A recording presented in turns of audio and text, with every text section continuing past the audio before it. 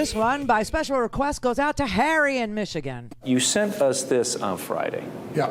What is this? That's just one piece of 1.2 billion lines of data from the election.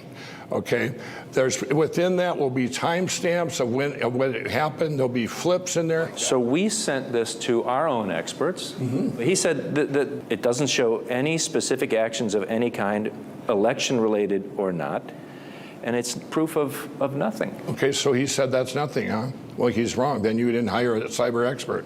We didn't consult just one cyber expert. We consulted 9 top election security experts who told us Lindell's screenshots were extremely rudimentary metadata and completely ridiculous. We also reached all 15 officials from the 15 counties where Lindell says, without any proof, votes were hacked and switched. Lindell mentions some of the counties in his videos and lists them out in his counter lawsuit against Dominion Voting. They are counties that use paper ballots counted by systems not connected to the internet. Ever. Every one of them told CNN there is no evidence they were hacked by anyone. You identified 15 counties where the votes were switched. We contacted all 15 counties, red and blue. Red and blue. That doesn't matter. And we couldn't find a single person that said this is even possible. They say, are you mistaken? Right. They think you're wrong. Right. The bottom line is they have paper ballot backups that good. prove that they were not. So you guys went and they let you audit it there? They let you do a full audit, CNN? You guys did a full audit on 15 counties, huh? We did what Lindell did not do. We went to Delta County, Michigan to see how the election was carried out. Trump won here, nearly 2-1. The state, Michigan, entry point owner, Delta County. In his videos and his lawsuit, Lindell claims someone in China hacked the election system here and stole away precisely 3,215 Trump votes and turned them into Biden votes. The Republican county clerk, Nancy Przrocki, finds the allegation laughable for one main reason. It is never connected to the internet. Never. Never connected to the internet. At all, whatsoever. Not only are they not connected to the internet, the votes are cast by hand on paper. Voters scan their ballots into this Dominion scanning machine where 2 digital storage cards keep a tally. The paper ballot goes right into this bin under lock and seal. And that container is sealed. And just to check that everything went okay, they conduct audits, comparing the paper ballots to the results on the computer. And in 2020, it was an exact match. Oh.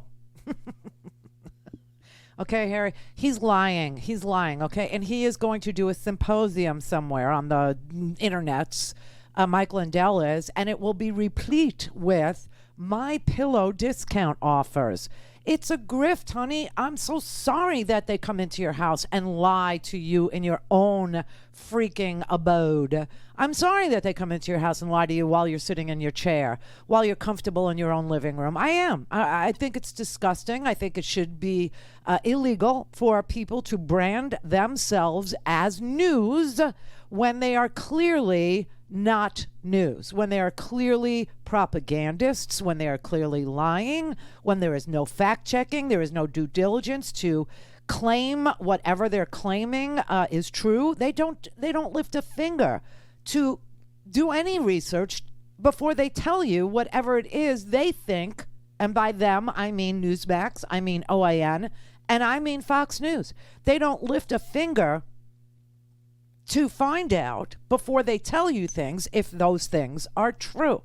In fact, the more not true they are and the more aggravating or enraging or complex these stories get, the happier they are to misinform you and disinform you. And that, Harry, is propaganda. And the reason they do it is because they have no policies. Look, here we are sitting today, where Biden is on the television announcing that a bipartisan package to do heavy infrastructure repairs, to make an investment in the United States of America that has not been made for decades, to repair things that are falling apart in a bipartisan fashion with 69 votes in the U.S. Senate, which means 19 Republicans voted with 50 Democrats to make this investment in America for Americans.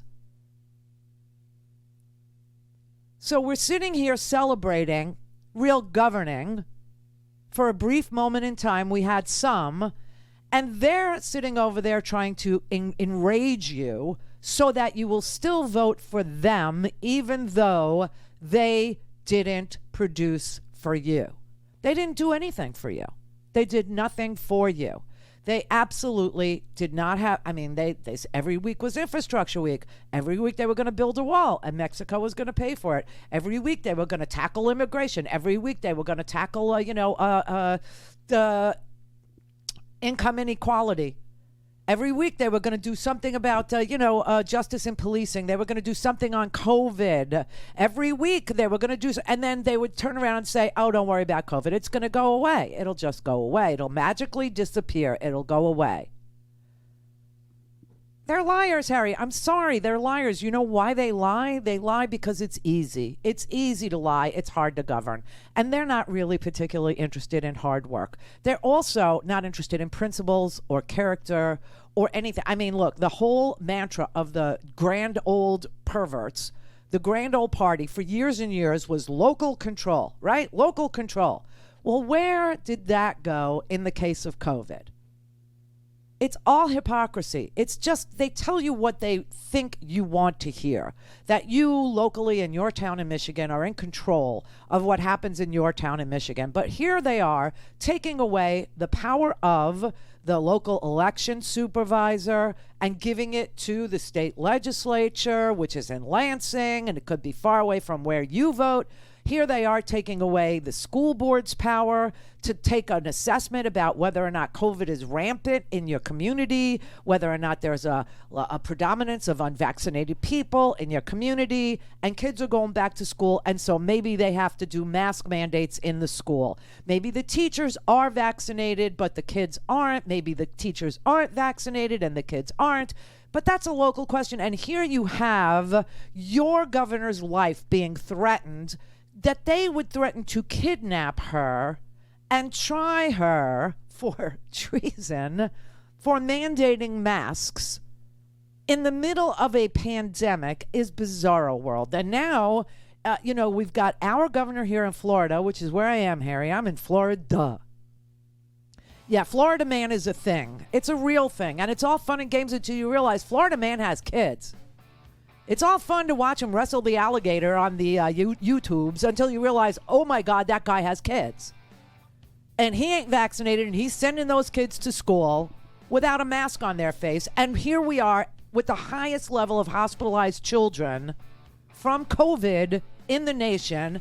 Texas is number 2, where you have Greg Abbott doing the same thing. Coincidence? I think not. I think not. You've got this big lie where the election was rigged and we have to get violent. You've got this big lie, COVID will just go away and you don't need to do anything. And you have this big lie that freedom is free. And you don't even have to slap a piece of cloth on your face as a sacrifice for the greater good. They're lying, Harry.